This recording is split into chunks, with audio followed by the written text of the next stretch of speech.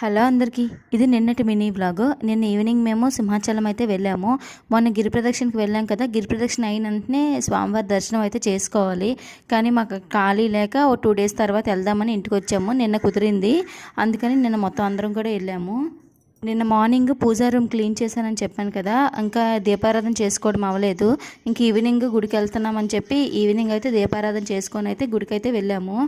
నేను తీసుకునే ఈ డ్రెస్ వచ్చేసి ఇది నేను షాప్షీలో తీసుకున్నాను.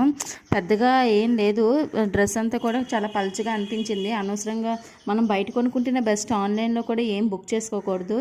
ఈసారి మాకు రాలేదు, తనకి 9th month వచ్చేసింది, ఇంక రాకూడదని తను రాలేదు. ఇంకా పిల్లలు స్కూల్ నుంచి వచ్చేసిన తర్వాత అయితే వాళ్ళని రెడీ చేసి అయితే గుడికి అయితే బయలుదేరిపోయాము. అక్కడ చూసారు కదా, చెట్లన్నీ కూడా ఎంత పచ్చగా ఉన్నాయో. ఈ మధ్య అంతా వర్షాలు పడుతున్నాయి కదా, అందుకే అలా ఉన్నాయి. మేము ఎప్పుడు కూడా ఈవినింగే వెళ్తాము గుడికి, మార్నింగ్ టైం వెళ్ళము. మార్నింగ్ ఖాళీ ఉండదు కదా, ఈవినింగ్ వెళ్తే కొంచెం రష్గా ఉండదు, ఇంక దేవుని కూడా చూడడం అవుతుందని చెప్పి ఎప్పుడు కూడా ఈవినింగే వెళ్తాము.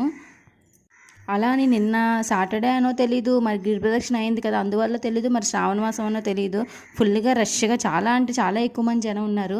మేము ఇన్ని సంవత్సరాల్లో వెళ్ళాం కానీ ఎప్పుడు కూడా అంతమంది జనం అనిపించలేదు. నిన్న అంతమంది ఉన్నారు, ఫుల్గా సగం రోడ్డు మీదకే ఉంది లైన్ అంతా కూడా. మేమైతే సింహాచలం ఎప్పుడు కూడా ఒక 1 monthకి ఒక 2 times 3 times అలా అయితే వెళ్తాము.